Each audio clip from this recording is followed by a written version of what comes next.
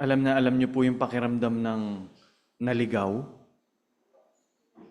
Kailan ba kayo huling naligaw? May kilala ba kayo na tuwing sasabay kayo sa kanya, siya magdadrive sa inyo? Asahan niyo lagi kayong maliligaw. Sayang oras, no? Sayang panahon, sayang ang fuel, at iba pa.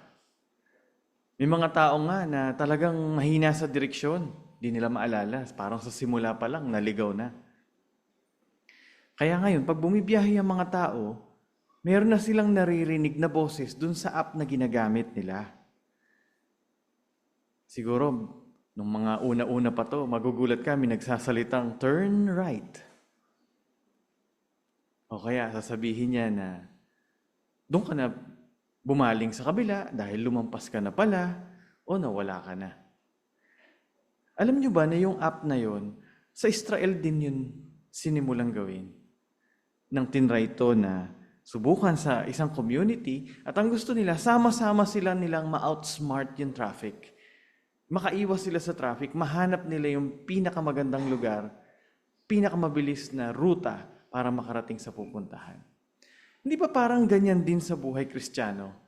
Sa buhay ng mga gustong maglingkod sa Diyos na sinabi ng Diyos na may maririnig kang tinig, ito ang daan. Kaya kailangan sa pananampalataya natin, lagi tayong nakikinig dun sa direksyon o tinig na yon. Alam niyo sa pananampalataya ng mga tao, hihirapan sila, nalilito kasi sila. Tignan niyo po itong litrato na to. Yung una nating picture para dyan. Nangyari na ba sa inyo minsan na hindi niyo alam kung saan ba? O alin ang pipiliin niyo? Didiretso ba kayo? Kakanan, kakaliwa? I-translate niyo ito sa isang tao na hindi makapag-decide sa sarili niya kung anong pananampalataya ang gagawin niya, ano ba ang kanyang paniniwalang tatanggapin, magbabago ba siya o hindi. O kaya naman, may ibang mga tao na sobrang nakukomplikaduhan, hindi na lang sila uusad. Pero may mga tao rin ho na mahilig mag-eksperimento. Sige, pasok ako dyan. Narinig niyo na ba yung pangatwiran na lahat naman ng relihiyon, okay sa akin? Basta pag pumasok ako dyan, tatry ko. Di pulutin ko yung mabuti. Tapong ko yung masama. Parang ganyan sinasabi nila. Para ho nagiging ganito yan. Mahilig ho ba kayo sa puzzle, yung maze na, yung parang labyrinth na maraming paliko-liko? Yung susunod nating litrato, parang minsan nagiging ganito ang gusto nila. Nakapaglaro na po ba kayo niyan?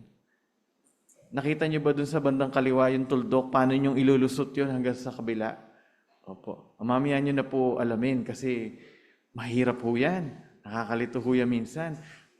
Salamat po sa litrato.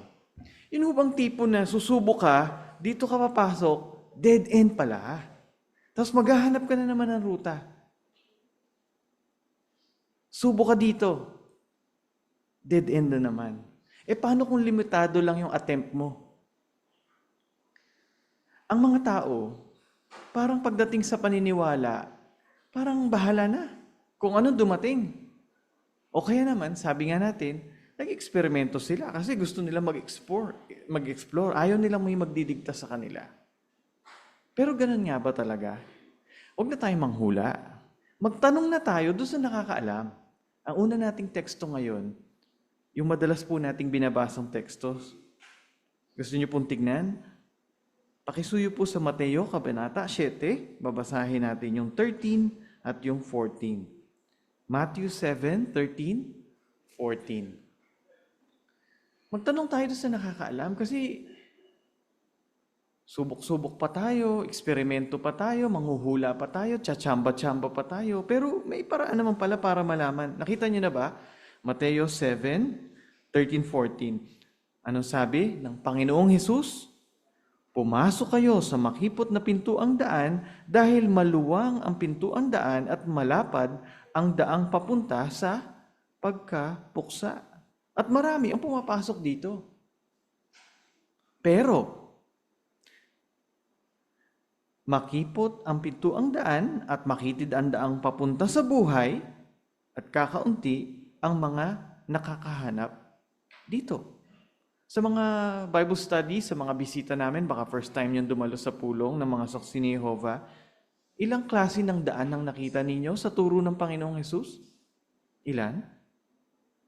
Dalawa lang ang sinasabi dito sa atin ng Panginoong Hesus. Parehas ba ang pupuntahan? Magkaiba pa. Isang maluwang na daan na marami doon ang gusto kasi ginhawa siguro, madali lang, pero papunta sa pagkapuksa, kapahamakan. Samantalang yung isa, papunta sa buhay. Kaya lang makitid, medyo mahirap. Tignan nyo itong litrato natin. Ito ang pangatlong picture. Sinasabi dito, tinutulungan tayo rito na wag na tayong malito sa kung saan pang kung ano-anong option, sabi nga, o mga direksyon.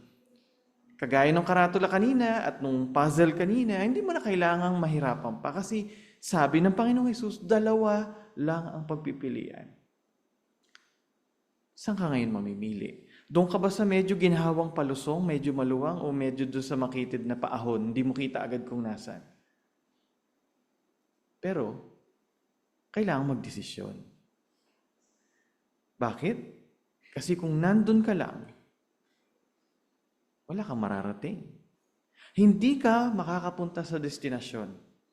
At sa ating pag-uusap ngayong umaga, hinahanap natin yung daan patungo sa buhay na walang hanggan. Buhay na walang hanggan. Pag hindi ka nagdesisyon, nandun ka lang, hindi buhay na walang hanggan yun. No. Tambay na walang hanggan yun, nandun ka lang. Hindi ka uusad, nandun ka lang. Pero ang sabi ng Panginoong Hesus, makikita at makikita pa rin ang makitid na daan patungo sa buhay. Gusto niyong malaman kung paano?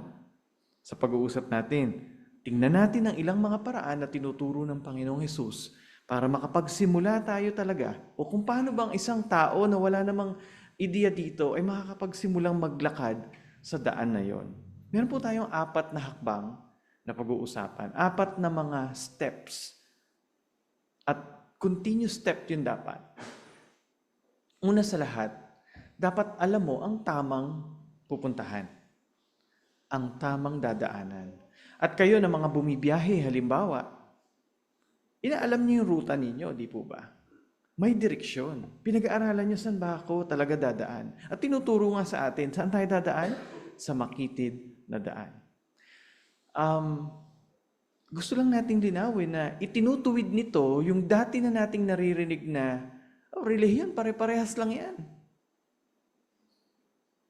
Pare-parehas lang yan. Papunta lahat yan sa Diyos. Pero hindi nga ganoon, hindi ba? So, paano mo mapipili yung daan na talagang papunta sa buhay, papunta sa Diyos, sa buhay na walang hanggan? Ang una po ay dapat, ang alam mo, nakasalig sa katotohanan, sa tamang kaalaman, accurate knowledge, tumpak na kaalaman. At alam nyo ba, kapag tama ang alam natin, malamang sa malamang, tama ang unawa natin. At pag tama ang unawa natin, tama ang paniniwalaan natin. Pag tama ang paniniwala natin, tama ang pananampalataya natin. May mga pananampalataya ba ang mga tao? Oo, baka meron. Pero hindi nyo ba nakikita, mga tao, konting problema lang, konting parang yumuyuko yung pananampalataya nila, di ba? Kasi minsan salig lang sa emosyon. Nadaan-daan lang sa iyak-iyak o kaya isang magandang sinabi ng kanilang pastor o leader ng relihiyon, na-touch lang, okay, nagkaroon ng pananampalataya. Pero nang dumating ang mabibigat na mga sitwasyon sa buhay, dahil hindi nakabatay sa tumpak na kaalaman, mahina, walang pundasyon, yumuyuko ang pananampalataya nila. At pagka ikaw ay sumuko, hindi mo itutuloy ang lakad. Hindi natin itutuloy ang lakad na yon sa buhay na walang hanggan, sa biyahe natin, wika nga. So, paano gagawin mo para makuha mo yung tumpak na kaalaman para yung pananampalataya mo doon nakasalig? Tama po yung ginagawa niyo mga Bible studies namin. Sa mga nag-aaral ng Biblia, tuloy niyo po yun. Yung kayo ay weekly na may regular kayong tinutulungan ng isang saksi ni Jehovah na mag-aral ng Bible, yan talaga ang paraan. Yung personal nyo ring pagbabasa ng Biblia, tuloy nyo lang po yun. Yung personal nyo pagbabasa ng mga publikasyon, tama po yun. Kasi ganito, kung gagamitin natin ang pangatwiran ng iba, na sige lang, basta kung ano yung meron dyan, tanggap ko lahat dyan. Tama ba yun? Kayo ba kailangan yung makita lahat muna ang peking pera para maniwala kayo kung ano yung tunay? Kailangan ba may collection kayo ng fake na pera? Hindi. Hahanapin mo yung tunay at ano ang pagkakakilanlan ng tunay. Dahil pag nakita mo na yung tunay, hindi na magmamatter sa'yo kung gaano karami yung fake na yun kasi wala rin namang silbi na alamin mo pa kung alin yung mga fake. Ang mahalaga, makita mo yung tunay. Pero paano kapag yung nalalaman mo kontra sa pinaniniwalaan mo? Diyan na ngayon papasok yung pananampalataya mo na yun talaga yung sinasabi ni Jehovah. Yun ang sabi ng Diyos mo, ng totoong Diyos. Maintindihan naman natin. Halimbawa, 20-30 taon mo ng paniniwala yun, tapos makikita mo, wala pala lahat yun sa Biblia, mahirap yun. Pero mag-i-stay ka pa ba doon sa turo at paniniwala, tradisyon na yun na hindi naman pala daan patungo sa buhay na walang hanggan? Kung halimbawa na parang nagtatalo sa isip mo, yung nababasa mo, na pag-aaralan mo sa dati nyo nang alam sa angkan ninyo o sa pamilya ninyo, tingnan mo, bigyan mo ng chance o ng pagkakataon ng Biblia na ipakita yung mga ebidensya na yun ang totoo. Totoo pa talaga na merong mga ganyang dapat gawin, mag-aral, kumuha ng kaalaman? Opo. Ang Panginoong Hesus din ang nagsabi nito sa Juan 4:23-24. Basahin natin. Juan 4:23-24. Anong sabi niya doon sa kausap niya? Nagsisimula na ang panahon kung kailan sasambahin ng tunay na mga mananamba ang Ama sa Espiritu at katotohanan. Dahil ang totoo, hinahanap ng Ama ang mga gustong sumamba sa Kanya sa ganitong paraan. Anong nabasa natin? Si Jehovah may paraan ng pagsamba na hinahanap niya dahil yun yung tama. Sumamba sa katotohanan. Sa katotohanan, nakabatay dapat ang pagsamba ng isa. Anong tawag sa kanya kapag ganun siya? Tunay na mananamba. Anong sabi pa ng 24? Ang mga sumasamba sa kanya ay dapat sumamba sa Espiritu at katotohanan. Sino ang masusunod? Ang sasamba o ang sasambahin? Kaya tama lang na i-require sa atin ng Diyos na ang ating pagsamba ay nakabatay sa katotohanan. Ano ang susunod nating gagawin pag nalaman natin yung katotohanan? Ang susunod ay kailangan natin na magbago ng ating personalidad. Kasi nalaman mo na eh. Nalaman mo na may dapat kang baguhin. Kapag ganun ang sitwasyon, medyo mag-iisip ka, sino masusunod? Yung sasambahin o yung sasamba? Hindi pwedeng tayo. Hindi pwedeng tayo ang masusunod at ang Biblia ang mag-a-adjust para sa atin. Hindi pwedeng ang Diyos ang mag-a-adjust para sa atin. Tingnan niyo ang mga tao sa mundo. Lahat ng isinusulong nila at pinopromote nila, sinong nasusunod? Sila. Karapatan ko to eh. Gusto kong mamili ng kung sino ako, anong gender ko, anong gusto ko, anong lifestyle ko. Lahat na lang ng mga tao, gusto nilang yung kanila. Di man lang ba nila naisip na, paano naman yun sa Diyos? Lagi na lang ikaw. Anong sabi? Tumalab sana sa iyo ang katotohanan para lahat tayo makapagsuot, sabi nga ng Biblia, ng bagong personalidad. Para sa mga Bible studies namin, lahat po tayo ay laging magsusuot ng bagong personalidad. Lagi tayong magtatry na ayusin ang ating mga ugali, paggawi, dahil hindi pa tayo perpekto. Pero kung tayo nag-aaral ng Biblia, yung ating buhay, kaisipan, paraan ng pagsasalita, aayon yan, magiging kaayon yan, kasang-ayon yan ng katotohanan ng Biblia. Alam nyo, napakarami nating mga istorya ng buhay, life story, na na-publish ating mga publikasyon. Siguro, familiar kayo sa Bible Changes Lives na mga experiences. Halimbawa po sa May 2015, yung May 1, 2015, nandun po yung experience ng isang brother. Ito pong brother na ito ay si Norman Pelletier. Siya po ay taga Canada. Alam niyo ang profile niya? Dating mandaraya at sugarol. Minsan po sinasabi niya na kapag nasa mall siya, para ho ba siyang yung mas masahol pa ho sa nambubudol eh. Kay binabudol na, halimbawa. Yung makukumbinsi kayo sa isang bagay na bilhin ninyo, ganun siya kahusay. Mabilis siyang kumita ng pera kasi manluloko talaga siya sa mga tao. Pero natutuhan niya lahat yun. At pag binasa niyo ang istorya niya, matutuwa po kayo sa kanya kung paano niya binago yung habit niya at yung mga tendencies niya. Pero sabi niya dito, sa nakalipas na 30 taon, sa bandang dulo na ng kanyang storya, masaya akong nakatulong sa 22 katrabaho na sumamba kay Jehovah. Dati nanloloko ng tao. Ngayon, paglaon, sabi niya, tumutulong siya sa mga katrabaho niya na sumamba kay Jehovah. Pumupunta pa rin ako sa mga shopping center, pero hindi na para mandaya ng mga tao, gaya ng dati kong ginagawa. Dati pag siya pupunta sa mall, meron siyang kukunin sa mga tao, pero ngayon ang sabi niya, meron siya na ngayong ibinibigay sa mga tao. Siya na ang nagbibigay. Anong binibigay niya? Pag-asa nilang malaman kung paano pumasok sa daan tungo sa buhay na walang hanggan. Kaya napakaganda na naging epekto sa mga tao kapag binago nila yung personalidad nila. Mas nagiging kaya nilang dumaan sa daan na yon tungo sa buhay na walang hanggan.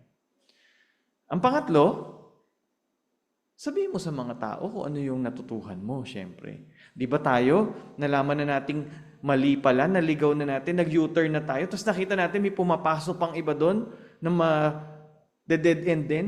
Papupuntahin pa ba natin sila? Wala ba tayong sasabihin man lang sa kanila na, wag na kayo dyan lumiko, o kaya nalaman natin merong lubak doon, sira ang daan doon, maputik doon, mababalaho sila. Hindi ba natin sila sasabihan? Sabihan na natin sila kasi ayaw na nating ma-experience nila yung mga hirap na dinanas natin doon, yung konsumisyon o anumang stress na inabot natin doon, di ba? Sabihin na natin sa mga tao. At salamat sa inyo mga kapatid. Salamat sa mga nag-aaral ng Biblia kasi nag-share na kayo sa mga kapamilya ninyo, paunti-unti, sa tamang paraan na nasasabi niyo sa kanila kung ano ang mga kapakinabangan ng pag-aaral ng Biblia. Yan talaga ang dapat nating gawin. At ano ang susunod nating gagawin? Tayo ay mag-alay at magpabautismo kay Jehovah. Bakit kailangan yun? Kailangan mong makumit ang sarili mo sa paglilingkod mo kay Jehovah. Kailangan ma-identify kung sino ka, para ka kanino. Saan ka dumadaan? Di po ba, meron hong mga linya, ruta ng mga public transport na walang rehistro ng linya. Ano nga ho tawag natin doon sa mga ganong biyahe na hindi siya linya doon? Oo, di ba? Gusto ba nating matawag na kolorum na Kristiyano? Hindi alam kung nasan tayo. Kaya yung pagiging bautisado, nakaalay, na saksi, na lingkod ni Jehovah, tutulong ito sa atin para maibigay ang commitment natin kay Jehovah. At sa atin din sa sarili natin, alam natin kung saan tayo papunta, ano yung destinasyon natin, sabi nga. So, yun po yung 4 na pinag-usapan natin, ano? Yung katotohanan para tama yung pananampalataya. Ano yung susunod? Magkakaroon ka na ngayon ng bagong personalidad, iaayos mo na yung sarili mo, kaisipan mo. Sasabihin mo na sa mga tao, i-share mo na sa kapamilya, ang mga natututuhan mo para sila ay makinabang din, matulungan din ng pinag-aaralan mo. At pang-4, yung commitment mo kay Jehovah. Yung talagang para ka kay Jehovah at para dun ka sa daan na yon na nilalakaran. Pag-usapan natin, paano kung may mga bagay na magpapahirap sa iyo o challenges, halimbawa, ang hirap, nag-a-adjust ka ganyan yan. Ang hirap pala dito. Well, simula pa lang, bago mo pinuntahan yung makitid na daan na yon, alam mo na kagad, saan papunta yon? Pero hindi naman niya sinasabi na napakadaling dumaan doon, hindi ba? Kaya ihahanda natin ang sarili natin. Pero minsan, may sarili tayong naisip na ang hirap naman ito.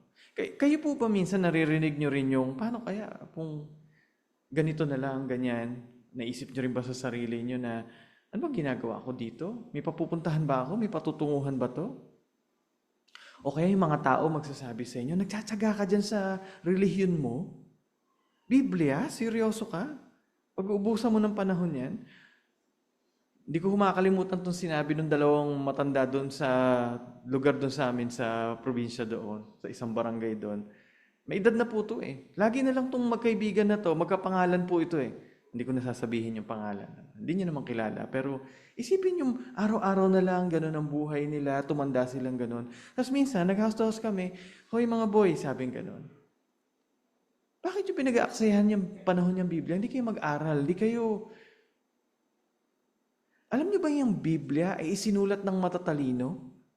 Binasa ng mahihina ang ulo. Kayo ba nakaka-experience kayo na kayo ay dinadown kayo dahil ito ang pinili niyong gawin? Ito ang desisyon niyo sa buhay. Ang mga tao ho kasi ay mahilig sa kung ano mapapakinabangan nila. Ano bang meron dyan? Ano bang para sa akin dyan? O kaya naman mahirapan ako dyan. May mga taong nagsasabing, kung sila'y magpapalit ng relihiyon, ano daw sila? Ewan ko kung may nakakausap na kayo. Kung ang ganda niyong ginagawa ninyo, kung ako'y magpapalit ng relihiyon, magsasaksi ako. May nakakausap ba kayong ganoon? O madalas po yan. Naging saksi ba? Sana. Kasi may karugtong yun. Sasabihin na, ang ganda ng ginagawa niyo, believe ako sa inyo talaga. Kaya lang, ano sinasabi nila? Ang daming bawal. Ang hirap, sobrang stricto. Maboboard ako dyan, para kang sakal-sakal. Ganun nga ba? Ano sabi ni Jehovah? Tanungin natin ang Diyos na Jehovah, tignan natin ang sinabi niya dito. Talaga bang napakahirap na lakaran ng daan na ito tungo sa buhay? Deuteronomio 30:11. 30:11 ng Deuteronomio. Pakisuyo po ang hanapin natin, tingnan natin. Ito ang assurance ni Jehovah sa bawat isa sa atin kapag tayo nahihirapan. Ano sabi ni Jehovah? Ang utos na ito na ibinibigay ko sa inyo ngayon ay hindi naman napakahirap. At hindi rin napakalayo sa atin, hindi ba? Yun ang sabi niya, hindi napakahirap sundin o napakalayo sa atin. Kaya kung iniisip man natin ang daming bawal, sasabihin ng tao, ang daming utos dyan, ang daming ganito, ganyan, ang totoo, kaya namang sundin. Ito pa ang isang makakatulong. Yung mga iyon na gusto ang saksi pero hindi naman kumikilos para gawin yung 4 steps na sinabi natin kanina. Hindi kasi nila mahal si Jehovah. Hindi nila kinilala si Jehovah. Tayo, kinilala na natin si Jehovah at nakikita na natin yung mga katangian ni Jehovah na lahat ng sinasabi niyang ito talagang malasakit niya para sa atin. Tinitignan natin si Jehovah na isang mapagmahal na Diyos. Hindi yung utos-utos na sinasabi ng mga tao. Kung kayo papipiliin ng kaibigan kasama sa bahay, anong gusto nyo? Mautos ba? Gusto nyo ba ng taong mautos? Utos-utos? Hindi. Ang gusto nating tao, sino? Maprinsipyo. Yung taong hindi natitinag. Yung kaibigan na consistent. Alam mong yun ang standard niya. Si Jehovah na kaibigan natin, hindi siya mautos. Maprinsipyo siya. Kaya ang dami niyang prinsipyo sa Biblia na gusto niya na pag-aralan natin, hindi ba? Kaya mga kapatid, kung magiging challenging ang inyong paglilingkod, ang ating buhay Kristiyano, itong biyahe natin sa daan tungo sa buhay na walang hanggan, tignan natin lagi ang prinsipyo ni Jehovah sa likod ng kanyang mga direksyon. At lagi nating makikita, pag-ibig yun. Hindi magiging mahirap sa ating gawin ang isang bagay kapag mahal natin yung nagre-request sa atin na gawin yon. Ano pa pwede natin gawin? Dito na ho talaga pumapasok yung lagi nating pananalangin. Hindi ba pag bumibiyahe tayo, nakikipag-usap tayo sa mga kasama natin? O kaya dun sa pupuntahan natin na mahal sa buhay, kaibigan, na dadalawin natin, di ba? Sinasabi natin kung nasa na tayo, tumatawag tayo. Ang Diyos ni Jehovah, kinukumusta niya rin tayo, di ba? At naririnig natin yung pag-check niya sa atin kung nasa na tayo pag Nagbasa tayo ng Biblia. Pag dumalo tayo sa pulong, nakinig tayo halimbawa ng isang pahayag o isang video ng organisasyon, nararamdaman natin na si Jehovah, inaalam niya kung nasa na tayo. At sasabihin naman natin sa Kanya na ito ang sitwasyon kapag nagpe-pray tayo sa Kanya. Kaya magbabasa tayo ng Biblia, mag-aaral tayo ng Biblia, at mananalangin tayo lagi sa Kanya. Kapag may mga challenges, biglang dun sa daan na dadaanan natin, hindi ka makadaan kasi okay yung daan dun sa ruta, sa mapa, pero nung araw na yun may traffic dun, o kaya ginagawa yung kalsada, o kaya umulan, binaha pala yung lugar na yun. Naghahanap ka ng ibang direksyon, di ba? Yun din ang gagawin natin. Bukod sa mag-aral at manalangin, humingi ng Espiritu ni Jehovah. Kasi yun ang magtuturo sa atin. Gagamitin ni Jehovah ang Espiritu niya para tayo ay maituro, magabayan, mapalakas sa kung anumang dapat nating lampasan na sitwasyon na mahirap para sa atin. Di ba pagka bumibiyahe, halimbawa pag nagko-convoy kayo, halimbawa mga kapatid, from time to time may mga stopover kayo, tapos nakikita-kita kayo, di ba? Nag-uusap-usap. Nakikita niyo yung application nun na pagka kayo ay bibiyahe, tapos meron kayo mga stopover. Salamat po dahil nag-stop over kayo ngayong umaga dito sa Kingdom Hall para magkita-kita tayo, magkumustahan at makita ninyo, lahat nandito pa, kompleto pa tayo, nasa biyahe pa tayo. Inaalam natin kung anong sitwasyon ng mga kapatid at baka naman sinasabi rin nila ang sitwasyon nila sa atin. Nakakatulong yun para makapagpatibayan ang bawat isa sa atin. Talaga bang mahirap na sundin ang mga utos ni Jehovah? Mahirap bang sundin ang prinsipyo ni Jehovah? Anong sabi niya? Hindi mahirap. Kaya nating abutin. Kaya nating makarating dun sa ating destinasyon. Kaya napakaganda na isipin ang mga basic at paulit-ulit na mga paalala nito sa atin, mga kaibigan at mga kapatid. Ngayon, tingnan niyo po yung ating huling litrato. Siguro sa mga estasyon, kapag may pupuntahan ka, siguro sari-sari yung mga tao. Mayroong mga stress na stress, may mga naghihintayan, may mga nagsisigawan, meron naman mga sanay ng bumiyahe, okay lang sila, easy lang sila. Meron mga alam na alam nila yung pupuntahan nila. Kung sakaling ikaw yung binata, yung kabataang naka-blue sa gitna, huwag kang magstay sa istasyon. Magdesisyon. Para sa mga unbaptized publishers pa namin hanggang ngayon, masaya kami nung kayo naging unbaptized publisher. Mabilis ang inyong pagsulong nun.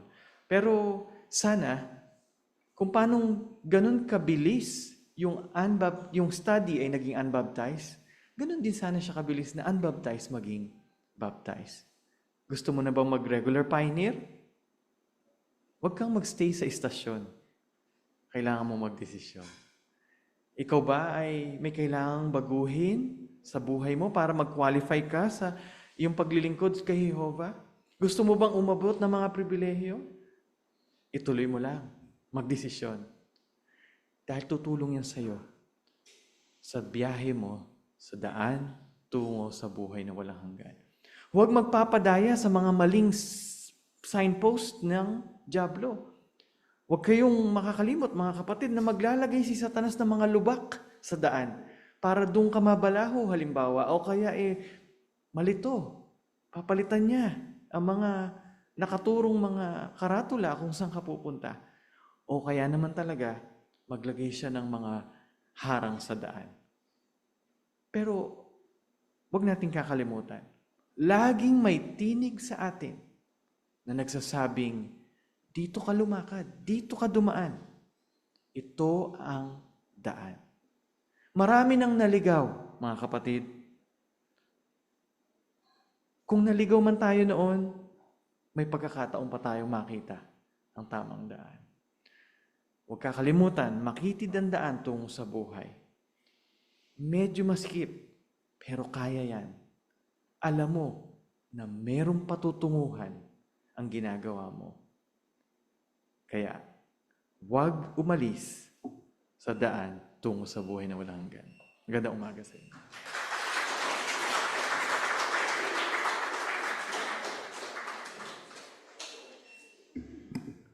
Maraming salamat, Brother D. San Jose, sa iyong pahayag na nakapagpapatibay at paalaala sa atin na dapat tayo dumaan sa makipot tungo sa buhay na walang hanggan, ang pagkuha ng katotohanan mula sa Diyos na Jehova at kanyang isinugo, si Yesu Kristo.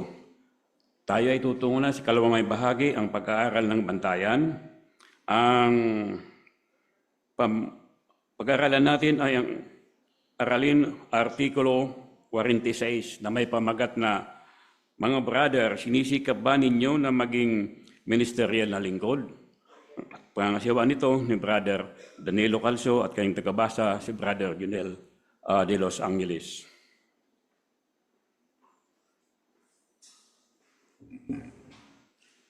Muli kayo buong pusong tinatanggap sa ating pangalawang programa, ang pag-aaral ng Biblia gamit ang Magasin Bantayan. At pasisimulan po natin ito sa magitan ng pag-awit. Awit bilang 49, ang pamagat ay pinasasaya ang puso ni Jehova. Ibinatay itong awit na ito sa Kawikaan, sa Biblia, sa Kawikaan 27 verse 11.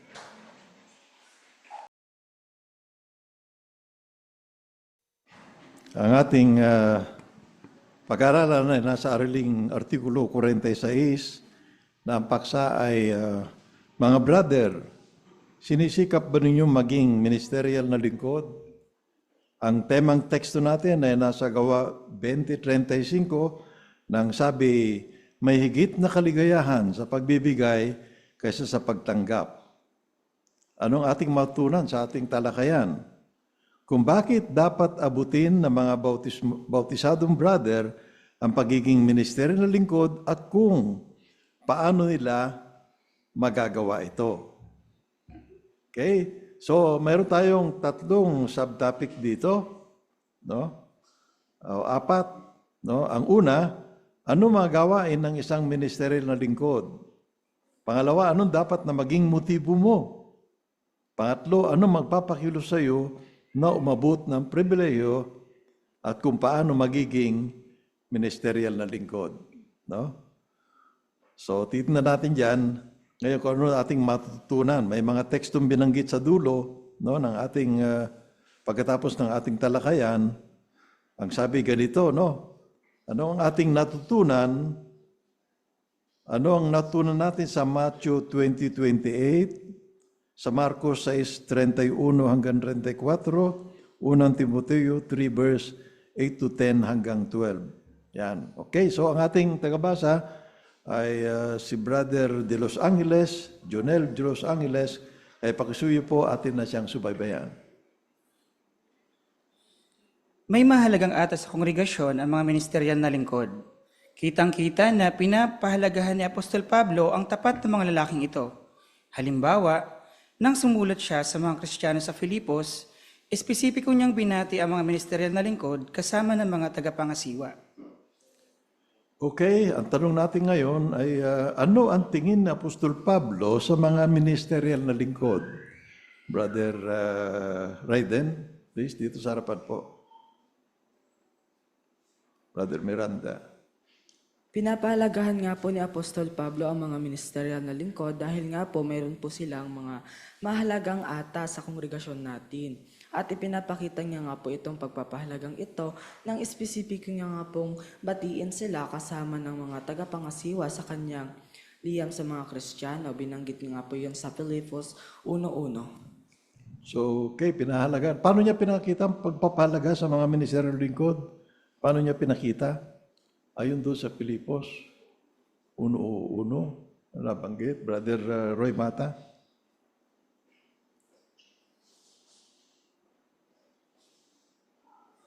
Sabi ni Apostol Pablo, akong si Pablo at si Timoteo na alipin ni Kristo Jesus ay sumusulat sa lahat ng banal na kaisa ni Kristo Jesus. So, sa makatwid, ay binabati niya sila. Ganun ba yun? Ano? Okay, sige, tingnan natin kung anong tingin ng isang kapatid bilang isang ministerial lingkod dito sa paragraph 2. Masaya ang maraming bautisadong brother, kabataan man sila o may edad na, sa pagiging ministerial na lingkod. Halimbawa, naging ministerial na lingkod si Devan noong 18 siya. Naging ministerial na lingkod naman si Luis noong nasa early 50s siya. Anong masasabi niya sa atas na tanggap niya? Napakalaking pribilehiyo sa akin na makapaglingkod sa mga kapatid sa kongregasyon sa ganitong paraan. Ramdam na ramdam ko ang pagmamahal nila sa akin. At ito ang paraan ko para makaganti sa kanila. Siguradong iyan din ang nararamdaman ng maraming ministerial na lingkod. So ano ang tingin ni Luis sa atas niya bilang ministeryo na lingkod?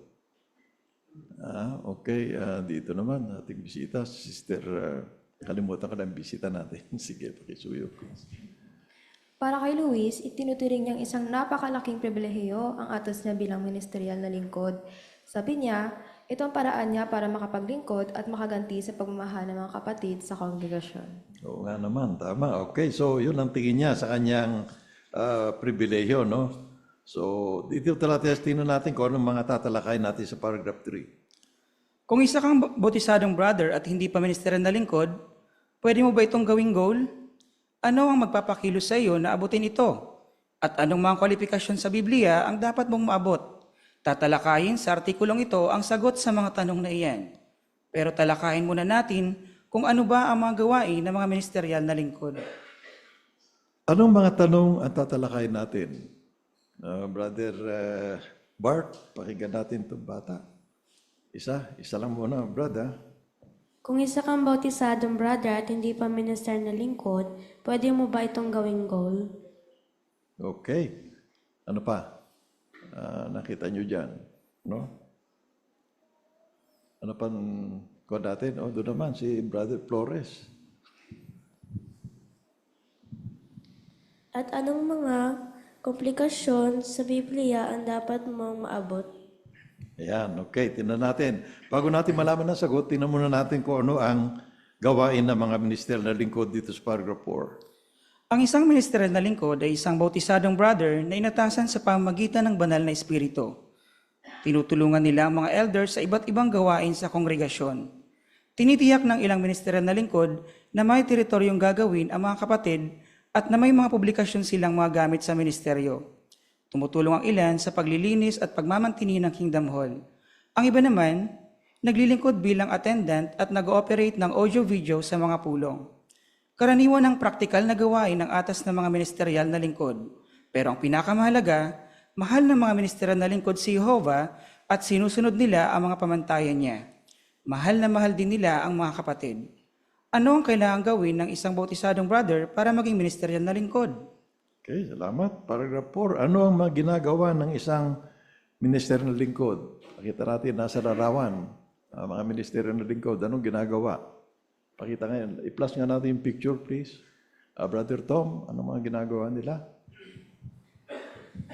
Makikita nga natin yung mga gawain ng mga pwede tumulong yung mga ministerial lingkod tulad ng pagsasayos ng literature, tapos paglilinis ng Kingdom Hall, tapos nandiyan sa isa pang gitna yung pagpapatuloy. Tapos yung iba, yung tumutulong sila sa mga audio at saka video. At kitang-kita natin yan sa ating kongregasyon na nandun sila sa mga gawain ngayon. Ayan, oo, kitang-kita yan. Brother June Tulisoro, please. Itong mga atas na ito ay hindi itinuturing na simple o maliliit. Sa katunayan, sila ay mga inatasan sa pamamagitan ng banal na espiritu. So, ibig sabihin, si Jehovah yung nagbigay ng atasan. Yan. So, anong Sister CK? Binanggit sa para po na yung mga gawain ng mga ministeryo na lingkod ay mga practical na gawain na atas. Ibig sabihin, mahalaga ito sa kongregasyon. Yan. Pero anong pinakamahalaga na dapat makita sa mga ministeryo na lingkod? Sister Ampi. Mahal nila si Jehovah at sinusunod nila ang pamantayan nila. Mahal na din ang mga kapatid. Ayun, nakikita sa mga ministeryo.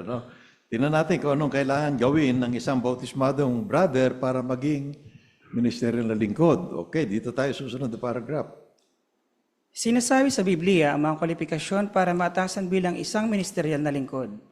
Para maabot ang pribilehiyong ito, pwede mong pag-aralan ang mga kwalipikasyong binabanggit sa Biblia at sikaping gawin ng mga iyon. Pero bago mo gawin iyan, dapat mo munang suriin ang motibo mo. So, anong kailangan gawin ng isang brother para maging ministerial na lingkod? Mga brother, gusto niyo sumagot dito? Brother Isi Parilyaga, anong kailangan ng isang brother para maging MS siya? Kailangan maabot yung kwalifikasyon na isinet ni Jehovah doon sa Biblia para maging kwalipikado sila doon sa gawain ng isang ministerial na lingkod. Yan. Okay. Renz Umali, Brother Renz Umali. Pero mapapansin natin yung mga qualification na yon, yung iba doon, madaling maabot, pero yung iba doon parang challenging. Kaya para maabot ng isang brother yung mga qualification doon, kailangan niyang suriin muna yung motibo niya. Ayan. So, dyan tayo ngayon susunod sa susunod na subtopic. Ano dapat na maging motibo mo para maging para ito maabot natin itong pagiging ministerial na lingkod? Pag-isipan ang napakagandang halimbawang ipinakita ni Hesukristo. Naglilingkod siya dahil mahal niya ang ama niya at ang mga tao. Dahil sa pag-ibig na iyon, nagagawa niya ang mahihirap na atas, pati na mga gawaing minamaliit ng iba. Kung naglilingkod ka dahil sa pag-ibig, pagpapalain ka ni Jehovah at tutulungan kanyang maabot ang goal mo na maging ministerial na lingkod. So, pakisuyo, basahin muna natin itong Matthew 20:28. Basa natin dito kay Sister Relumbria.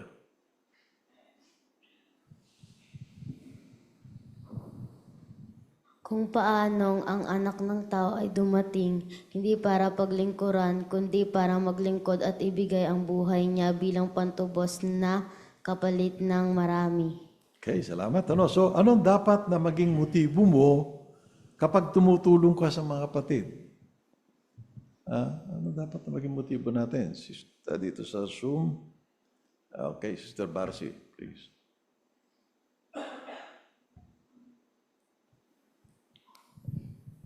Tulad po ng naging motibo ni Jesus, pagmamahal sa kanyang ama, ang Diyos na Jehovah at sa mga tao. Hinugasan ni Jesus ang paa ng mga apostol, pagpapakita ng kapakumbabaan na dapat tularan. Sa katulad na paraan sa mga nagnanais na maging ministerial, ito rin ang dapat na maging motibo nila, pag-ibig at kapakumbabaan, dahil ito ang magpapakilos sa kanila para maabot ang goal, at magagawa nila ito kahit mga mabibigat na atas ang ibinibigay sa kanila. So, okay. Brother Roy Mata.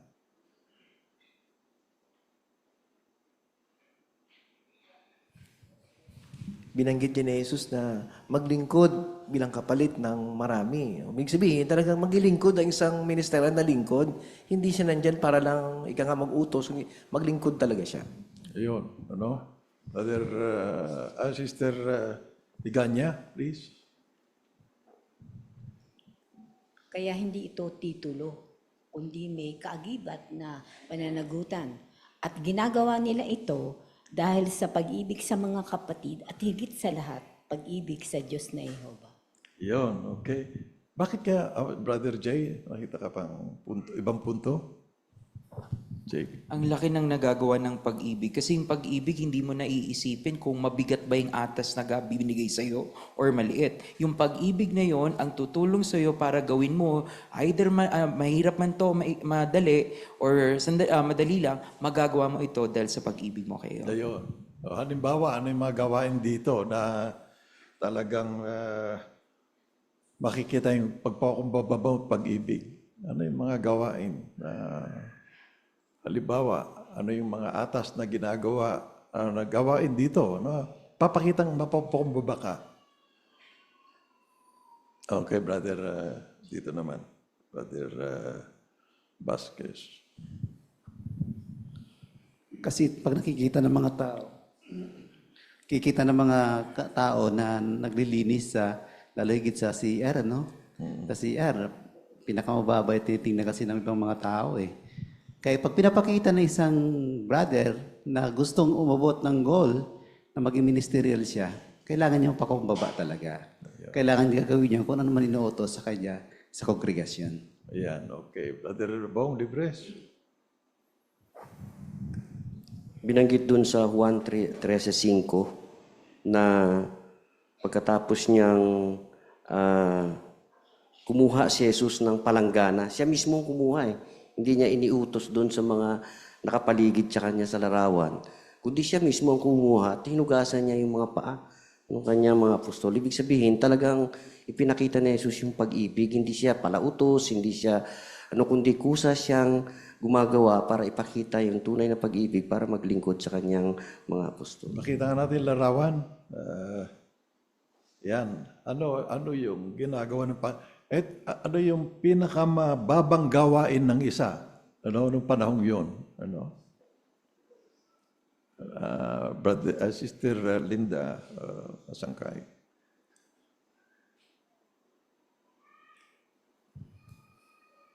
Yung ginawa po ng Panginoong Jesus ay hinugasan yung paa ng mga lingkod niya. Kaya yan po yung panahon na pinaka mababa na trabaho ng panahon nila.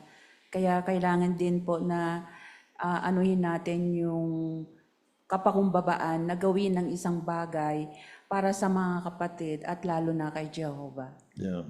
Nakita niyo yung reaksyon ng mga alagad niya?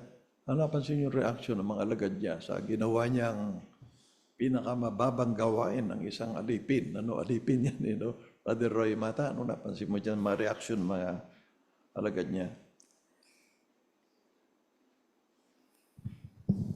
Namanghay sila kasi iniisip nila Panginoon nila. Napakataas ng pagtingin nila pero naging alipin sa isang saglit doon sa paghugas ng paa. Kaya nabigla sila, ito pala yung pagiging lingkod. Naging alipin ka. Kaya makita natin doon na kahit na Panginoon sa Jesus, naging alipin siya sa diwa na naging dakila naman kasi alipin nga. So anong katangian? Bakit niya nagawa yan? Ulitin nga natin, ano yung katangian kung bakit nagawa niya yung pinakamababang gawain ng isang alipin? Sister Joe Vasquez, please. Dahil po sa pag-ibig kay Jehovah at sa pag-ibig sa tao. Ayun, sa yung pagpapakumbaba niya. So, okay. Tingnan natin ito sa paragraph 7, ano pa matunan natin dito? Sa ngayon, karaniwan ng mas nagugustuhan ng mga tao ang mga nagsisipag para maging mas mataas sa iba. Pero hindi ganyan sa organisasyon ni Jehovah. Kung pag-ibig ang motibo ng isang brother gaya ni Jesus, hindi siya magsisipag para lang magkaroon ng kapangyarihan, otoridad o posisyon. Kung mapagmataas ang mga brother na aatasan sa kongregasyon, baka tanggihan nilang maliliit na atas na kailangan gawin para maalagaan ang mahalagang tupa ni Jehovah. Baka isipin nila na hindi para sa kanilang mga atas na iyon.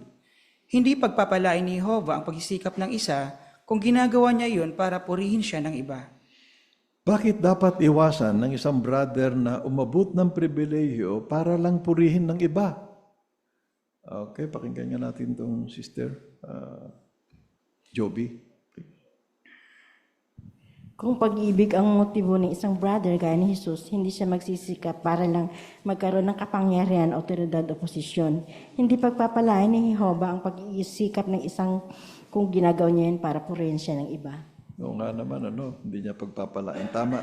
Pero napansin niyo, anong pagkakaiba ng organisasyon natin kaysa sa ibang organisasyon sa sanlibutan ito? Sister Di Macali.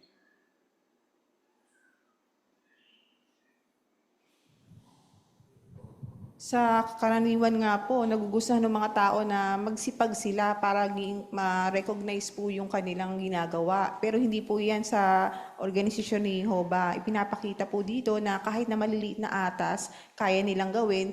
Pero kung tatanggihan po daw nila yung maliliit na atas na yun, baka isipin nila na hindi para sa kanila po yung atas. Oo nga naman, tama. Paragraph 8 tayo.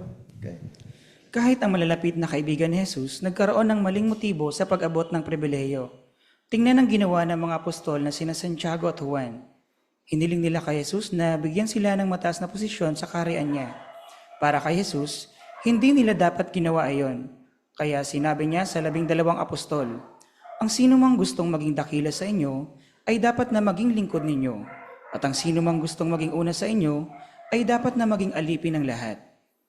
Kung ang motibo ng isang brother sa pag-abot ng pribilehiyo ay para mapaglingkuran ng iba, marami siyang magagawa para sa kongregasyon. Anong payo ang ibinigay ni Jesus sa mga apostol, sa mga alagad niya? Brother Odi, anong payo niya? Pinayuhan po ni Jesus yung mga apostol na maglingkod ng may kapakumbabaan at huwag pong maghangad ng mas mataas po na posisyon. Dahil para kay Jesus po at saka kay Jehovah, ang tunay po na dakila ay naglilingkod po at may may kapakumbabaan po sa iba. Okay. Yeah, Brother Jean Louis Tro, please.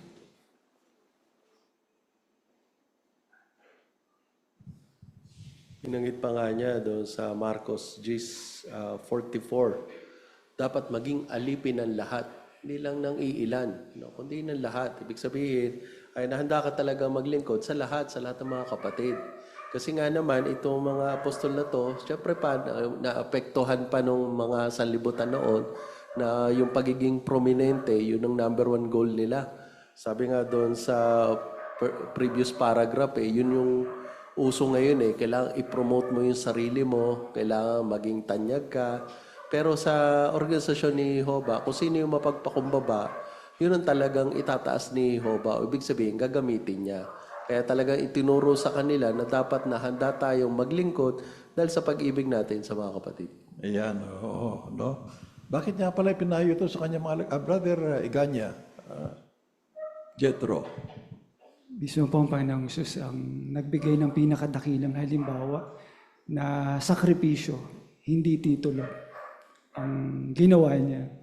Kaya napakaganda pong insight din to na gustong ibigay sa atin na kapag ang isa po ay ministerial o isang elder, pero parang lagi po siyang bigat na bigat at parang hindi maipinta ang mukha, baka yun na po yung time na magkaroon po ng introspection na baka hindi na tumadalo yung Espiritu sa isa. Kasi po, ang Espiritu ni Jehovah, ang isa sa kanyang paraan na pinagpapala niya ang kanyang mga lingkod. Yun po yung sinabi sa bantayan, hindi pagpapalain ni Jehovah ang isa na ang ambisyon ay pride o selfish ambition. Yun, diba? Yun, no? Okay, Sister Mirza, San Jose. Sa unang Thessalonica 2:8 po, sinabi ni Pablo na dahil na mahal nila yung mga taga-Thessalonica, gustong-gusto nilang ibahagi pati yung sarili nila. Sabi po ni Pablo, dahil sa pagmamahal nila, handa silang ibigay yung buong makakaya nila para tulungan yung mga kapatid. At ganun din po yung feeling ng mga ministerial na lingkod. Ayun, natularan ng mga alagad ng Panginoong Isus, Siguro kung si Isus hindi mapagpakumbaba, walang pag-ibig sa atin, no? Hindi tayo makakadaan ngayon sa daan tungo sa buhay na walang hanggan. No, di ba? Kasi binigay niya ang buhay niya para sa atin.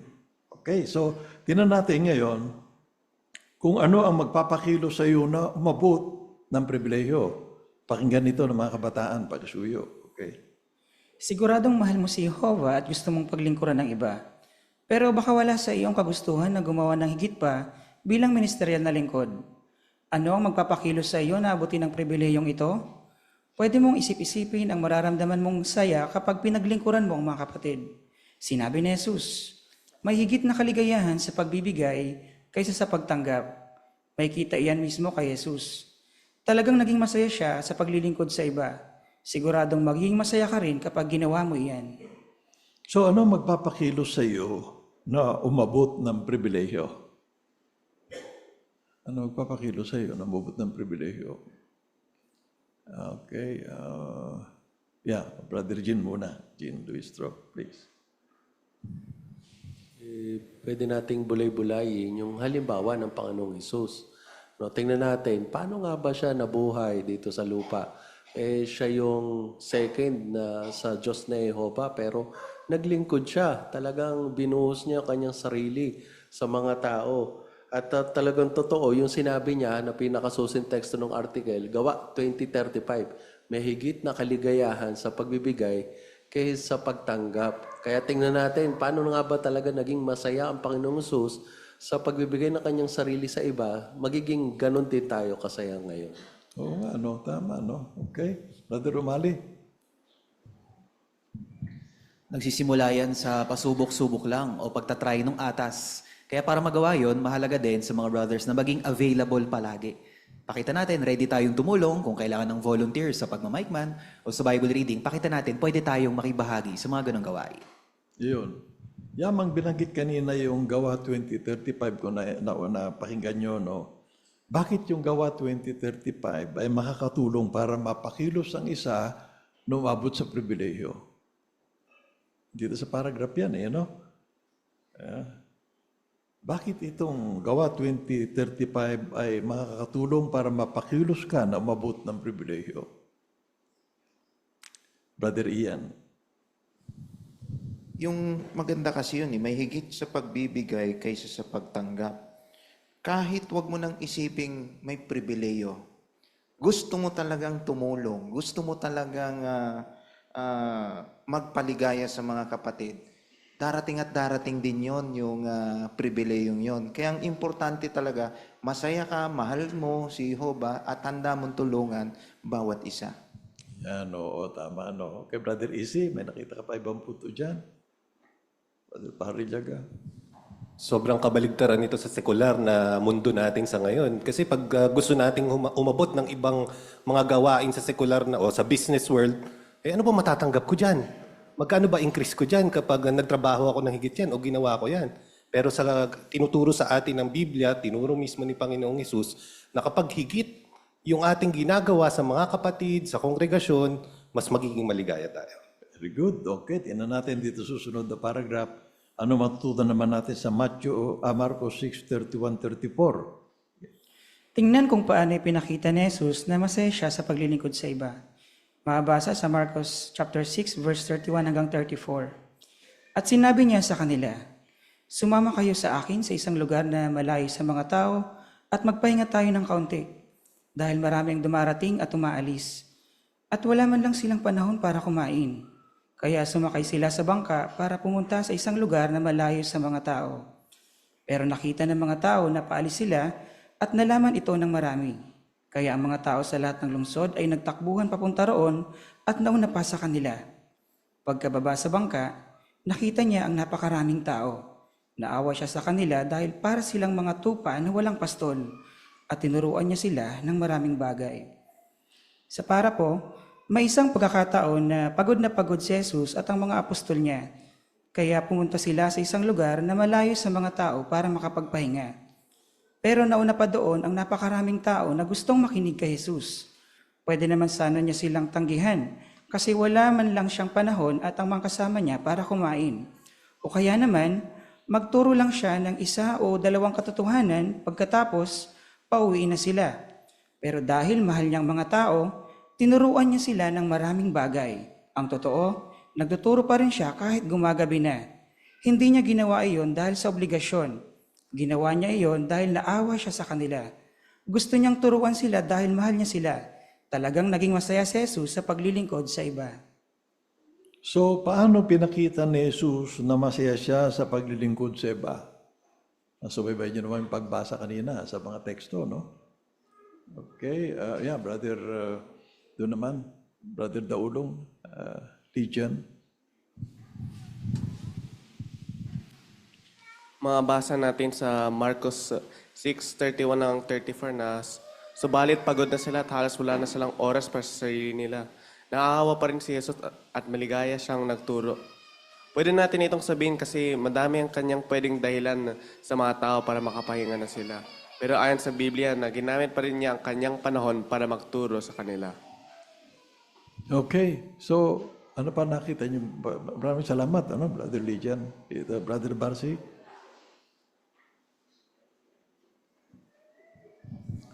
Kasi yung titingnan natin si Jesus, pagod na, no? Pero pagaman sila ay pagod na, pero nakita nila yung mga tao.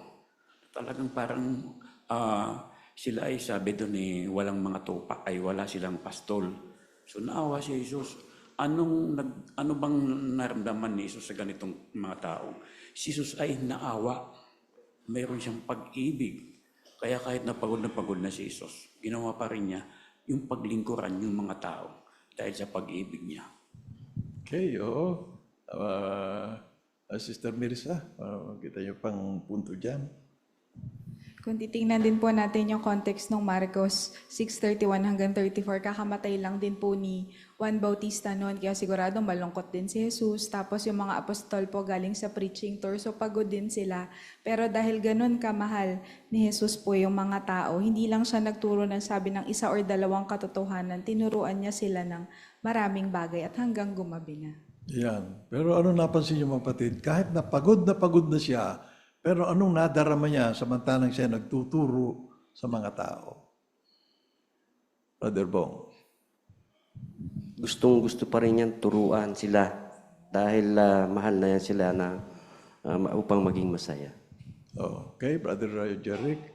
Hindi niya ginawa yun dahil may obligasyon dahil naawa siya sa kanila. Okay, tama, oo. Ano pa nakita mo, Brother Roy? Sa kabila ng ganoon, hirap, pagod, ano? Pero paano siya? Ano na darama niya samantalang siya nagtuturo? Si Jesus ay talagang naging masayahin. Mula umaga hanggang gabi, ay sabihin na natin 24 oras yung pag-ibig ni Jesus. Ay, hindi nakaramdam ng pagod, yung parang epekto ng kagalakan o kaligayahan sa pagbibigay. Kahit na physically pagod ka na, yun pala may lakas na galing kay Jehovah na ibinibigay sa mga lingkod niya. Kaya mahalaga yun, mga kapatid, para sa atin, yung ginawa ni Jesus. Dapat nating tularan yun. Ganun pala, pampaalis ng pagod. Yun, tama, no? Masaya siya. Tama, no? So, Sister Tess Serutani, may nakita ka pa ibang punto rito, Tess. Pinapakita rito yung pagmamahal ni Jesus sa mga tao. Pwede naman na sana nila silang tanggihan at sabihin na pauwiin na lang. Pero dahil nga sa mahal niya yung mga tao, tinuruan pa niya ito hanggang gabi. Yun, ano? Okay, sige, Sister Quiñones. Kapag gusto natin yung ginagawa natin, kahit pagod na, tinatapos natin at masaya tayo. Ito si Jesus Christ, gustong-gusto niya na tulungan talaga yung mga tao. Kaya nakadama siya ng awa at pagmamahal dito. Ayun, oo, no? So, ang susi kung bakit siya kahit pagod na, no, mga kapatid, nagturo pa rin ng maraming bagay dahil damdamin meron siya sa mga tao bukod sa awa, Brother Roy.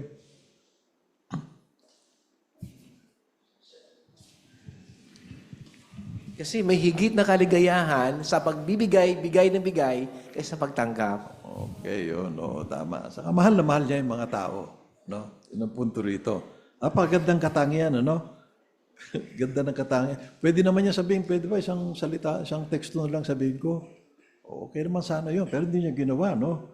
Napakagandang katangian ang ginawa ng Panginoong Hesus dito. Dito tayo susunod na paragraph. Tingnan natin yung mga practical na tulong pa niya. Bukod sa spiritual, ano pa ang kanyang tinulong? Hindi lang basta nagturo si Jesus sa mga tao. Inilaan din niya ang pisikal na pangailangan nila. Gumawa siya ng himala para maparami ang pagkain at ibinigay ito sa mga alagad para ipamahagi.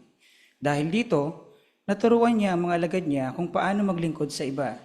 Naipakita rin niya na napakahalaga ng ganitong mga gawain. Mga gawaing karaniwan ng nakaatas sa mga ministeryal na lingkod. Isipin na lang ang sayang naramdaman ng mga apostol habang kasama nila si Jesus sa pagbibigay ng pagkain hanggang sa makakain at mabusog ang lahat. Isa lang ito sa maraming halimbawa na inuna ni Jesus ang kapakanan ng iba kaysa sa sarili niya. Ginamit niya ang buong buhay niya dito sa lupa para paglingkuran ng iba. Masayang-masaya si Jesus na turuan ng iba at ibigay ang pangailangan nila. Siguradong magiging masaya ka rin kung sisikapin mong unahin ang kapakanan ng iba at maging isang ministeryal na lingkod. Ano ang praktikal na mga tulong ang ginawa ni Jesus para sa mga tao? Pakita natin ang mga larawan. Larawan, please. Anong ginawa ng Panginoong Jesus diyan, ano? At komentuhan na natin yung ginawa ng Panginoong Jesus at dito sa modern times. So, isang kapatid, Brother Luis Toro, please. Tiniin kasi sa puntong ito na hindi lang basta nagturo si Jesus. Nagbigay din siya ng mga practical na tulong. Bukod doon sa pagpapakain, doon sa mga tinuruan niya, talagang nag-serve si Panginoong Jesus. Sa pinaka-description ng picture, doon sa kaliwa, parang inaalayan niya yung mga alagad niya. Ano na maaaring may edad na, yung ilan doon. Kaya somehow ay tinutulungan ng Panginoong Jesus. Makikita natin na talagang nakaluhod pa nga siya doon sa harapan ng alagad na may edad na. Kaya naman bilang pagtulad, marami sa mga brother ngayon, ng mga ministerial servant, ang talagang nagbibigay din ng mga practical na tulong sa mga kapatid sa ngayon. Doon sa kanan, masaya siya na somehow itinutulak niya yung wheelchair nung may edad ng brother. At pinapakita doon na talagang masaya siya sa paglilingkod niya doon sa kapatid. Kaya isang magandang halimbawa, magandang tularan natin ngayon. Yun. So, nakita niyo, paano naging totoo yung gawa 2035 sa dalawa, dito sa kanan na, ano? Kasi alam natin sa kabila ganun din, ano? Paano naging totoo yung gawa 2035? Sister CK. Nakikita yung brother na may edad sa wheelchair na masaya siya na may tumutulong sa kanya. Pag nakikita mo yung tinutulungan ng saya niya, sigurado higit pa yun sa'yo na tumulong. Kaya ito, sa February 1, assembly natin, maraming mga may edad o mga ang handa ang mga kapatid na tumutulong. Yung sa picture, paghatid at pagsundo after pulong. Ito ay pwede din after or sa araw mismo ng assembly. Parehong masaya, pero mas masaya yung nagtutulak, Parehong masaya, pero mas masaya yung ministerial na lingkod. Okay? Lipatan na natin itong susunod na paragraph. Kung pakiramdam mo, hindi ka magaling sa kahit anong bagay, huwag masiraan ng loob. Siguradong mayroon ka pa rin mga katangian na magagamit sa kongregasyon.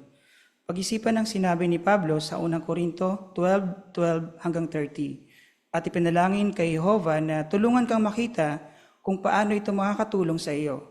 Tinitiyak ng mga sinabi ni Pablo na lahat ng lingkod ni Jehovah, kasama ka na, ay may mahalagang papel sa kongregasyon. Kung may kailangan ka pang pasulungin para maging ministeryal na lingkod, huwag panghinaan ng loob. Pwede mong gawin ang buong makakaya mo ngayon para paglingkuran si Jehovah at ang mga kapatid. Makakasigurado kang napapansin ng mga elder ang mga ginagawa mo at bibigyan kanila ng atas na kaya mo. Bakit walang sino man sa atin ang dapat mag-isip na wala siyang may tutulong sa kongregasyon? So, hindi lang yung naghahangad na maging, nagsisikap maging MS, Kundi lahat tayo. Bakit walang sino man sa atin ang dapat mag-isip na wala siyang may tutulong sa kongregasyon? Sister Umali, please. Kasi po bawat isa sa atin ay merong mahahalagang papel o role sa kongregasyon at meron din tayong magagandang mga katangian na magagamit din natin sa kongregasyon. Katulad ng binabanggit sa unang Korinto 12:12-30 na para tayong isang bahagi o bawat isa sa atin ay parang bahagi ng katawan na merong role sa isa't isa. Okay, brother. Sister dito naman, Tess Herotani, please. Dito nga nabanggit sa unang Korinto Kabanata 12 na ginamit ni Pablo ang katawan ng tao upang ilarawan ang pagkakaisa ng Kristiyanong kongregasyon. Magkakaiba man na ang kaloob at kakayahan na ibinigay sa atin, pero lahat tayo ay mahalaga. Idinidiin dito ang kahalaga ng bawat membro, parang isang katawan na kailangan ang isa't isa. Okay, good. Alright. So dito na tayo sa susunod na paragraph, 13. Tingnan ng isa pang dahilan kung bakit dapat mong abutin ang mga kwalifikasyon sa pagiging ministerial na lingkod. Kapansin-pansin na karamihan sa mga kwalipikasyong iyon ay dapat makita sa lahat ng Kristiyano. Alam natin na lahat tayo dapat maging malapit kay Jehovah, maging masaya sa pagbibigay, at mamuhay sa paraang gusto ng Diyos. Pero anong espesipikong mga bagay ang dapat gawin ng isang brother para maabot ang pribilehiyong ito? Ano ang kapansin-pansin sa karamihan sa mga kwalifikasyon para sa mga natasang brother? Anong kapansin-pansin dyan, mga kapatid? Okay. Sister Ampi naman, please. Dapat ito makita sa lahat na Kristiyano, malapit kay Jehovah, masaya sa pagbibigay at mamuhay sa paraan ng gusto ng Diyos. Ayun, tama na, Brother Jean.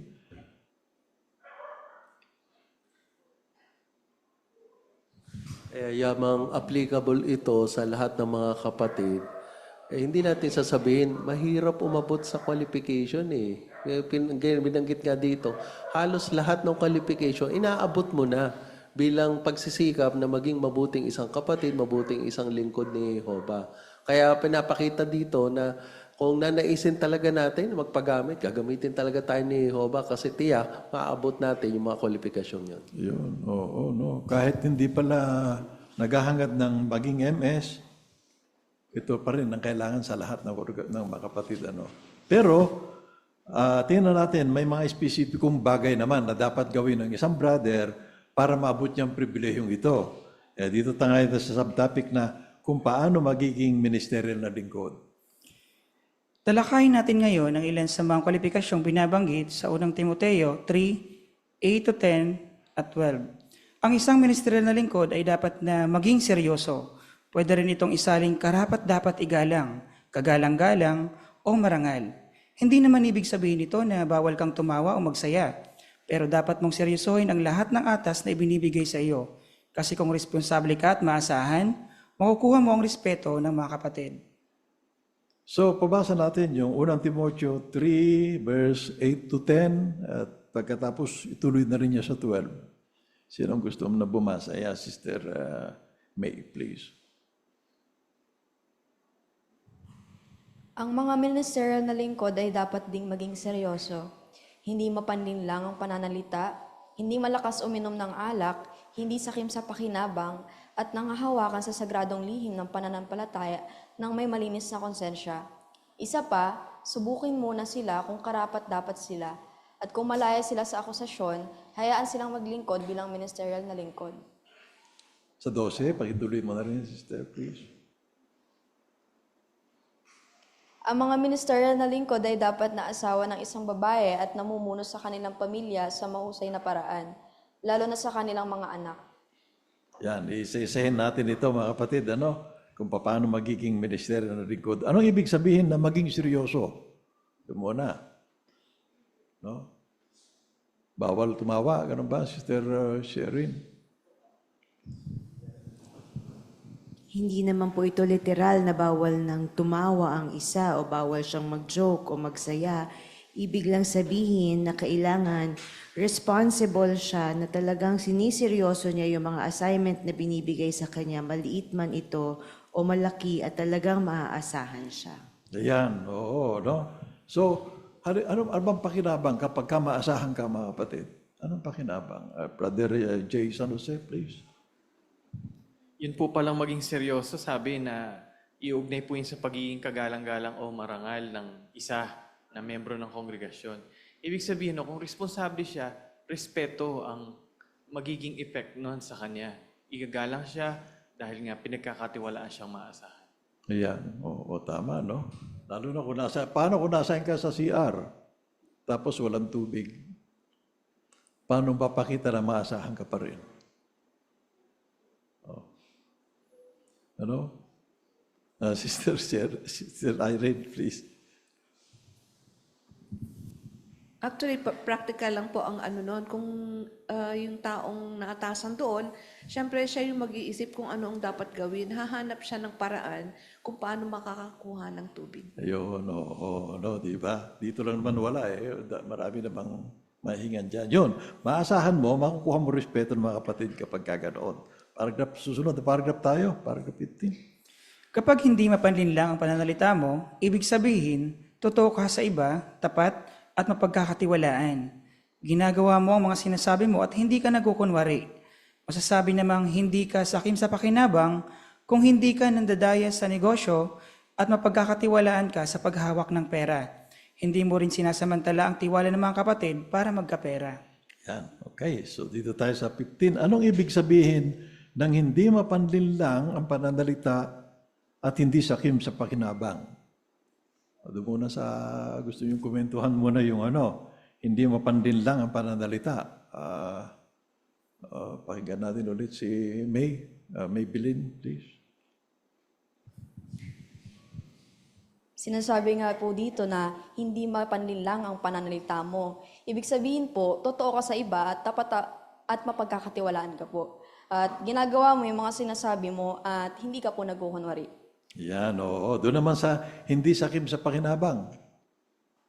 Ano naman ibig sabihin nito? Qualification nito specific na qualification nito ng reaching out for Brother J for MS. Yung kung hindi ka sakim sa pakinabang, ibig sabihin dito, hindi ka nandadaya sa negosyo at mapagkakatiwalaan ka sa paghawak ng pera. Kaya ibig sabihin, pag ikaw ay pinagkatiwalaan ng pera, ibig sabihin, iingatan mo yung tiwalang yun. Kasi pag nasira yon, yung tiwala wala na, lalo na si Jehovah. Kaya tandaan nga dito, sabi nga sa last sentence, hindi mo rin sinasamantala ang tiwala ng kapatid para magkapera. So ibig sabihin, tayo lahat mismo ay dapat hindi tayo nananamantala para magkapera. Tama, ano. Halimbawa, isa sakim sa pakinabang, ano pwedeng mangyari kasi kapag ka siya nasa sa account? Ano posibleng mangyari kapag ka ito, sakim ka sa pakinabang, Brother Easy? Maaring maging silo para sa isa yon. Kasi kung nahirati ka hindi ka makapagkakatiwalaan o kaya talagang medyo nagbabawas ka ng kaunti sa mga ganong pagkakataon, ay baka magalaw mo yung accounts o yung pera ni Jehovah, pera ng kongregasyon. Maaring mong ikatiwalag yun. Ayan. So ano mangyayari? Ano mangyayari sa kongregasyon kapag ka meron ganoon? Ano? O kaya ano mararamdaman ni Jehovah pag meron ganoon? Nangyari yon. Nangyari. Although hindi naman dapat, Brother Jane?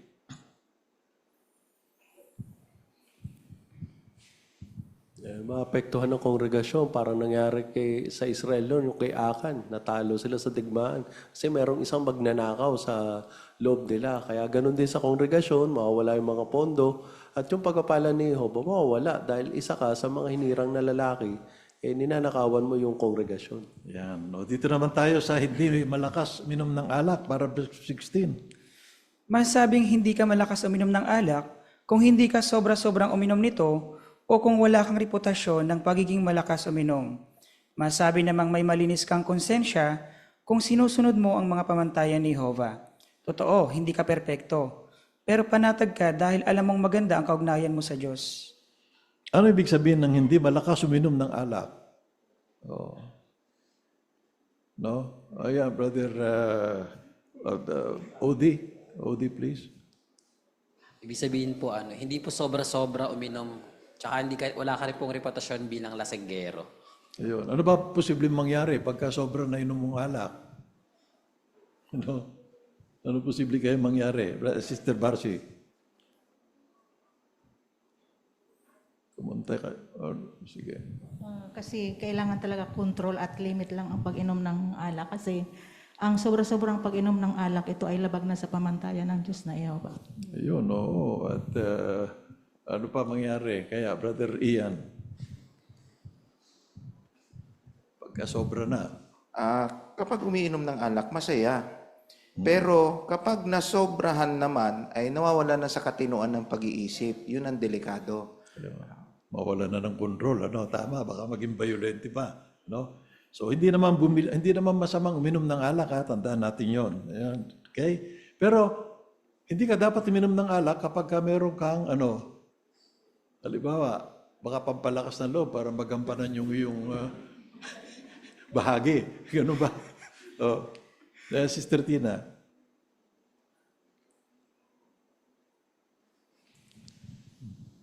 Kung ninenervous po yung isa, halimbawa may bahagi po siya sa plataforma, pwede na lang po siyang manalangin kay Jehovah kaysa po uminom ng alak para lumakas po yung loob. Oo nga naman, nasa banal na paglilingkod kayo, hindi ka dapat uminom ng alak. Kahit sa bahay-bahay, gano'n, hindi pwede. Okay, paragraph sa susunod tayo. Masabing subukan na at karapat-dapat kung naipakita mo ng mapagkakatiwalaan ka ng mga responsibilidad.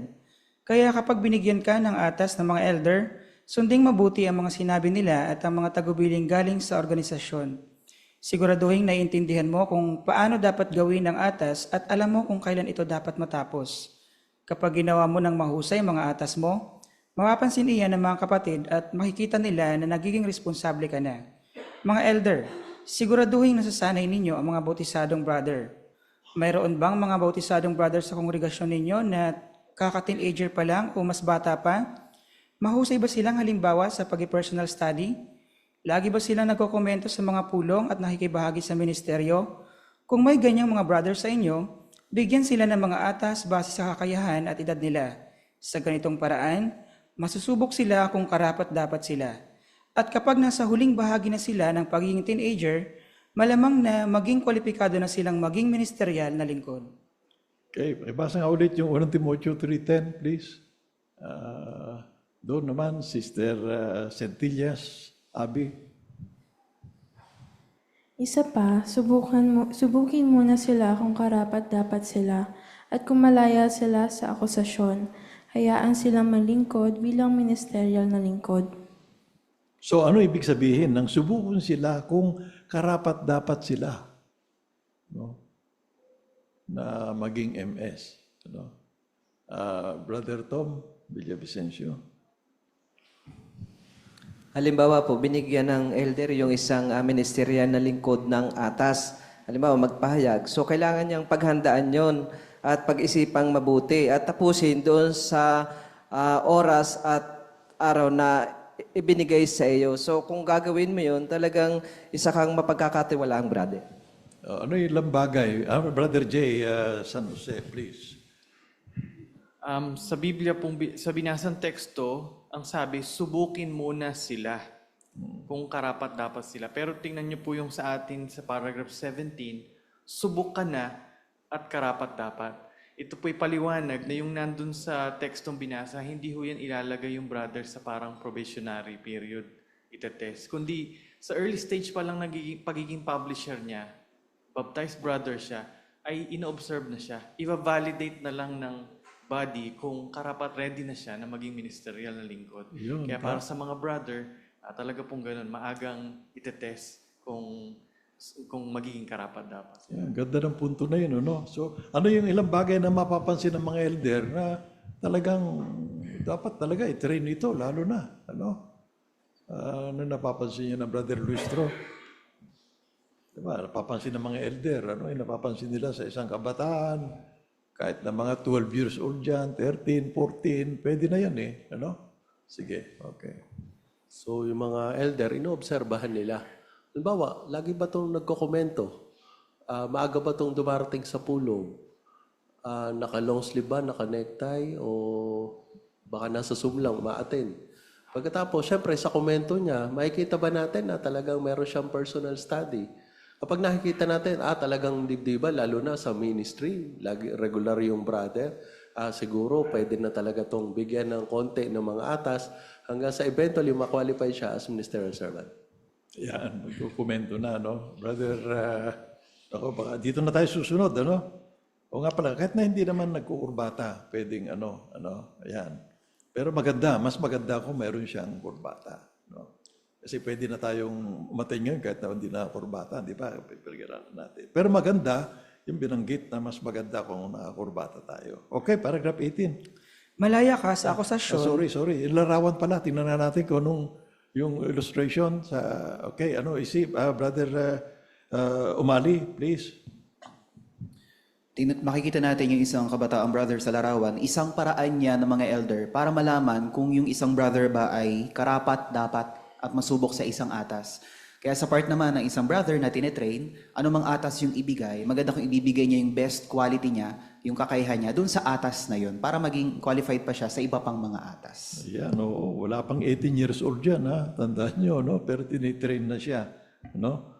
Okay, so dito tayo sa 18. Malaya ka sa akusasyon kung walang basihan ng iba na akusahan ka ng malubhang pagkakasala. Siyempre, posibleng maakusahan ng mga Kristiyano ng mga bagay na di totoo. Kahit si Jesus, naakusahan ng mga bagay na di totoo. At inihula niya na mararanasan din ito ng mga tagasunod niya. Pero gaya ni Jesus, kung papanatilihin mong malinis ang paggawi mo, magkakaroon ka ng magandang reputasyon sa kongregasyon. So ano ang ibig sabihin ng malaya sa akusasyon? Malaya sa akusasyon. Ano ibig sabihin nito? Okay. Yeah, Brother Luistro, please.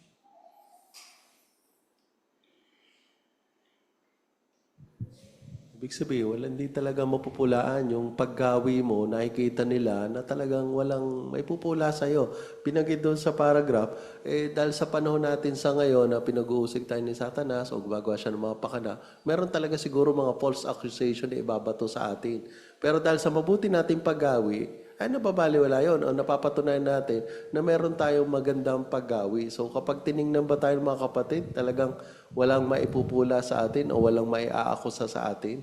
Sa ganung paraan yun, pwede na tayong mag-qualify sa higit ng mga responsibility. Very good. So paragraph 19 tayo. Asawa ng isang babae. Nang pasimula ni Jehovah ang pag-aasawa, sinabi niya na para lang ito sa isang lalaki at isang babae. At dapat itong sundin ng lahat ng Kristiyano. Hindi dapat masangkot ang isang brother sa sexual na immoralidad. Pero hindi lang iyan. Kasama rin dito ang pagiging tapat sa asawa. Hindi dapat magpakita ang isang brother na may asawa ng romantikong interes sa iba. Anong kasama sa pagiging asawa ng isang babae? Anong kasama dyan? Anong gusto sabihin nito? Brother Iganya, Rock Iganya, please. Ang ibig sabihin nito ay hindi siya magkakaroon ng romantikong interest sa iba, kundi sa kanyang asawa lamang. Salamat. Okay, maraming salamat, Brother Iganya. No? Okay, thank you po. Dito na ngayon tayo sa susunod na paragraph, 20. Namumuno sa kanilang pamilya sa mahusay na paraan. Kung isa kang ulo ng pamilya, dapat na seryosohin mo ang mga pananagutan mo. Dapat regular ang family worship ninyo. Sikapin ding laging samahan sa ministeryo ang bawat miyembro ng pamilya mo hanggat posible. Tulungan ang mga anak mo na magkaroon ng personal na kaugnayan kay Jehovah. Kung kayang pangalagaan ng isang brother ang pamilya niya, magagawa niya rin iyan para sa kongregasyon. Paano pinapangalagaan ng isang brother ang pamilya niya sa mahusay na paraan?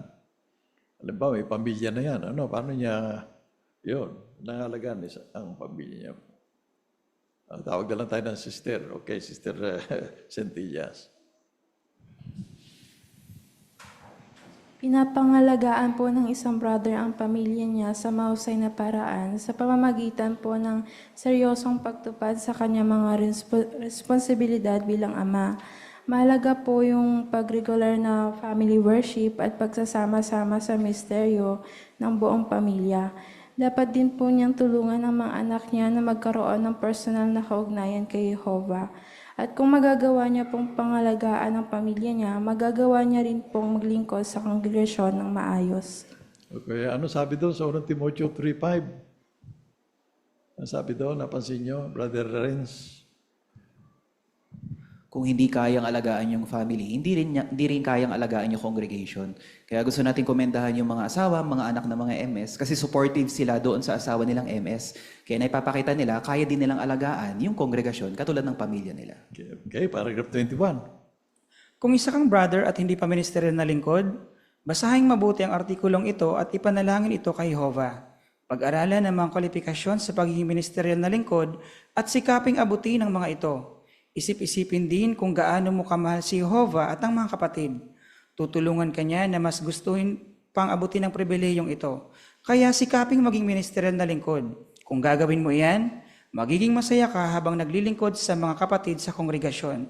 Pagpalain sana ni Jehovah ang pagsisikap mo na abutin ang pribilehiyong ito. Okay, maraming salamat, Brother Jonel de Los Angeles, sa inyong mahusay na pagbasa. Malinaw, ano?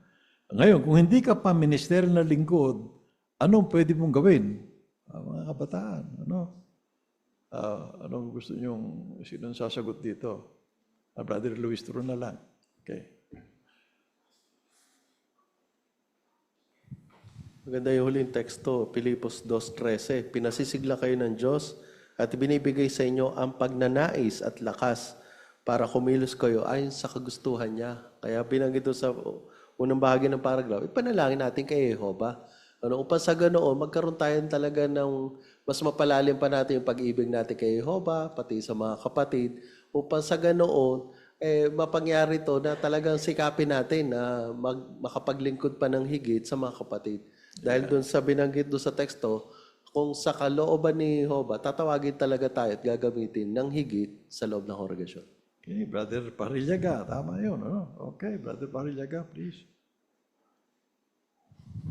Pag-aralan din natin yung mga kwalifikasyon na aakay para sa isa ay ma-approve o mahirang bilang isang ministerial na lingkod. Doon sa naunang mga paragraph, isang ministerial na lingkod ay 18 years old, ang isa ay early 50s. So wala sa edad. So kahit medyo middle age ka na, pero gusto mong paglingkuran na higit si Jehovah at ang mga kapatid, kayang-kaya mong abutin itong pribilehiyong ito. Yan, oo. At higit sa lahat, no? Dapat na mahal mo si Jehovah at mahal mo mga kapatid. Yan. Okay, thank you. So dito tayo ngayon sa anong natutunan natin. Sa Matthew 20:28, anong natutunan natin dyan? Sister Leslie, please. Natutuhan po natin yung halimbawa ni Jesus na maging handang maglingkod, imbis na paglingkuran, maging nakabababa, imbis na prominente. Hindi po umasa si Jesus na siya yung pagsilbihan, Bagkus mapagpakumbaba po siya at inuuna yung pangailangan ng iba bagay yung sarili niya. At nagagawa niya po yun dahil sa makadiyos na pag-ibig. Magagawa rin po natin yun kung tayo may pag-ibig rin na gaya ng kay Jesus. Ayun, tama yun, ano? Paganda ng ginawang halimbawa ng Panginoong Hesus sa atin, ano? Di ba? Kung di niya binigay yung buhay niya, hindi tayo makakalakad ngayon sa daan tungo sa buhay na walang hanggan. Ano? Ganda ng halimbawa ng Panginoong Hesus. Sa Marcos 6:31-34 naman, anong matutunan natin dyan? Ando sa paragraph 10 yun ano? Okay. Brother Belmonte? Brother Belmonte, sige, okay, Brother Belmonte. Natutunan po natin na yung paglilingkod po ay hindi lang po puro salita, kundi po sa mga practical din po ng mga gawain. Ipinakita dito ni Jesus yung gumawa po siya ng himala, imbis ipanalangin na lang nila na mawala yung gutom, pero ginawa niya po yung himala na yon para matulungan po sila sa physical na paraan. Ayun, halimbawa, yung pagod na siya. Ano yung magandang halimbawa dito ng Panginoong Hesus? At samantalang gusto nga nila magpahinga ano? Sister Masangkay. Yung natutunan ko po doon na ang Panginoong Hesus ay pagod na, pero inisip pa rin po niya yung kapakanan ng iba na turuan sila tungkol sa salita ng Diyos. So, ganun din po tayo. Sa totoo lang, pagka senior ka, parang hindi mo na rin kaya yung mga bagay na ginagawa mo noon kaysa ngayon. Kaya pwede pong ipanalangin kay Jehovah, yamang si Jehovah ay tinitingnan lang naman niya kung ano yung kaya ko. Okay, maraming salamat. So yung dulo na lang mga kapatid, direpasyon nyo na lamang itong, lalo mga kabataan, mga kabataan, basahin nyo itong artikulo ulit, at pagkatapos, basahin nyo yung mga qualification na binanggit sa Biblia para sa ganon ay makatulong namin kayo sa paglilingkod sa mga kapatid at paglilingkod kay Jehovah. Okay, maraming salamat po sa inyo lahat, sa inyong mga pagtulungan sa mga magagandang komento na patibay kami, At pasasalamatan din natin yung mga kaibigan natin laging dumadalo, mga interesado, marami na sa Zoom, pwede ba nating pasalamatan sila, mga kapatid?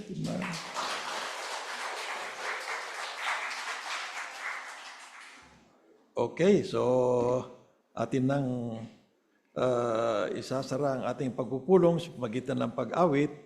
At pagkatapos pangunahan tayo mamaya sa pansarang panalangin ng ating speaker, si Brother J. San Jose. At ito, awitin muna natin ang awit bilang 17 na handang tumulong ang pamagat ng awit na ito. Okay?